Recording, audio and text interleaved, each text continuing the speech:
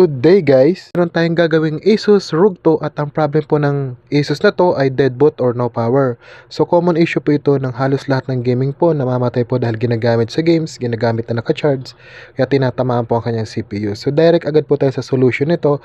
Ito po ay revolving CPU and RAM po ang solution nito upang magawa po ulit at mabuhay po ulit. Meron na po tayong full tutorial na naka-upload po nito sa ating YouTube channel na Gadget Site. Panoorin nyo lang po doon kung paano natin nire-repair ang ganitong issue po. So meron po yung naka-upload po doon na full tutorial po.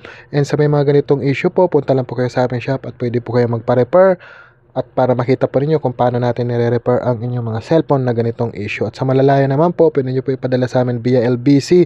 PM lang po kayo sa aming Facebook page at magbibigay po kami ng exact details kung saan nyo po ipapadala. So yun lang po mga ka-gadget sites for today's video. Asus ROG 2 dead boot problem repair successfully. Thank you and good day!